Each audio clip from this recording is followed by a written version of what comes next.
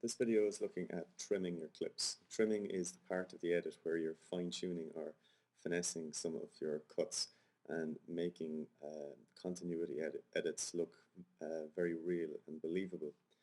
So a trim involves two clips and the point at which those two clips meet. So when we talk about trimming clips, we're going to be discussing them in terms of the outgoing clip.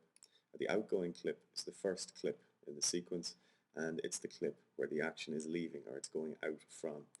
The one immediately after it is the incoming clip, so that's where we're coming into. When we go out of the outgoing, we're going into the incoming clip. So basically the one on the left is the outgoing, the one on the right is the incoming clip.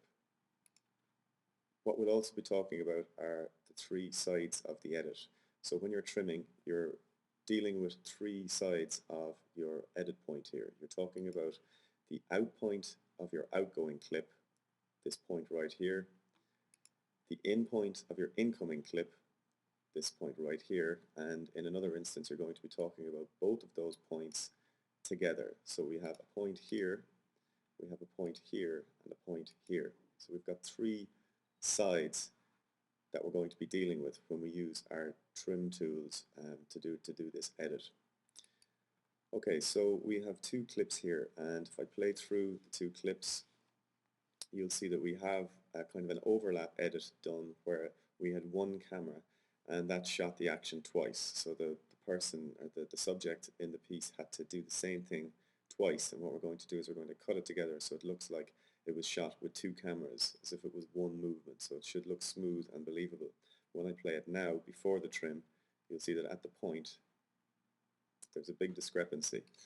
In simple terms, this is because he's closed the door once, he's closed the door twice. So there's a very exaggerated jump cut there. And a jump cut is where the edit falls apart and you realize that there's a glitch in it and that it's not visually believable. So what we're going to do is we're going to approach the trim in two ways. The first way that we're going to do it is to use tools and do it directly on the timeline. Now the trim tools that you'll use are the roll tool and the ripple tool. So let's just have a quick look at what these two tools do. We'll start with the ripple tool. Now, the ripple tool is used on one of our two sides. So we have the out point of the outgoing clip and the in point of the incoming clip. And what the ripple tool does is it adjusts the in point of this clip or adjusts the out point of this clip, and has the effect of shortening or lengthening a clip or extending the point at which the in point or the out point happens on our timeline. So if we look at this edit, for instance, and we see that he closes the door, he's just about to close the door in our outgoing clip. So the out point of our outgoing clip is where the door is just about to close. So we can use our ripple tool to adjust the in point of our incoming clip so that the action happens roughly at the same time. So if I place my ripple tool over my incoming clip and move it towards that point I was talking about until the little X disappears. When the X disappears, you know that the ripple tool is over a portion of the clip that it can work on. So what I'm going to do is I'm going to pull the in point back, and you can see my two small windows there, that the right clip, the incoming clip, is being adjusted. So the in point is moving to the point where the door is just about to close. So if I play through this edit now, it should look a little bit more believable. It won't be perfect, but it's gone a long way to being a more believable cut. So what the ripple tool is doing is it's actually adjusting the in point of my incoming clip so that the incoming clip matches the end of the outgoing clip. Now similarly, I could click on my first clip there and I could extend that clip or shorten it. So I could make it so that the door is slightly more closed at the end of the outgoing clip. So if I play that through, okay, I've actually kind of worsened it slightly, but anyway, just to illustrate the point that I can adjust the out point of the outgoing clip or the in point of the incoming clip. That is the ripple tool. Now the roll tool does something different. The roll tool acts on both of those points simultaneously. So you see when I click on the edit point using the roll tool, I can move both of those points backwards and forwards, up and down the timeline. So it's catching the out point of the outgoing clip, the in point of the incoming clip, and moving those both up and down the timeline. It's rolling the edit backwards and forwards.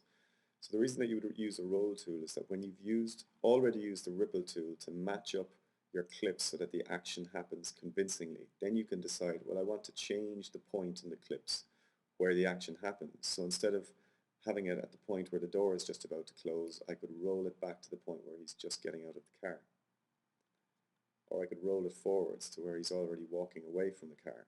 But you'll see that both the incoming and outgoing clips are changing simultaneously. So that's using the ripple and roll tools on the timeline to do an edit. I'm going to undo this a few places just so that I can do my trim edit again. Okay, not that far. Alright, I'll just play through it to make sure it doesn't look in any way believable. Okay. So the next way that we're going to look at doing a trim is by using the trim window. Now the trim window is what you should be using to get all of these very detailed or fine-tuned edits, because you have a lot more control in the trim window. And the trim window is opened up by double-clicking on the point between the two clips, the edit point where you see the two facing, the arrows facing both ways on the cursor, or you could use your edit selection tool and just lasso around that point. And when you let go, you'll see that the viewer and the canvas are taken over by a double window, which is the trim edit window.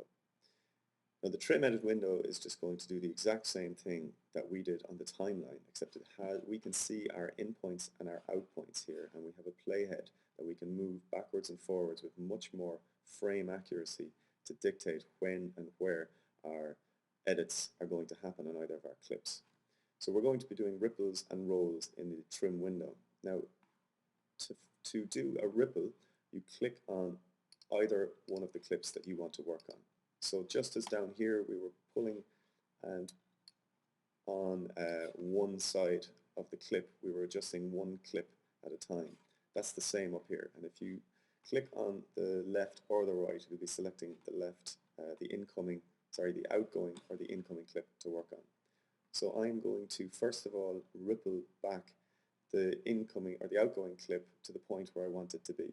Now this time, instead of using the ripple tool, I'm going to use the left and right arrows here to move the playhead and then manually hit an out point by hitting O. And you'll see that the out point of my outgoing clip moves to where the playhead is. You'll also see on the timeline that the clip ripples slightly up the timeline. Now I'm going to do the same thing on my incoming clip, so I'm going to click on it once and you'll see that the green bar represents which clip you're actually working on.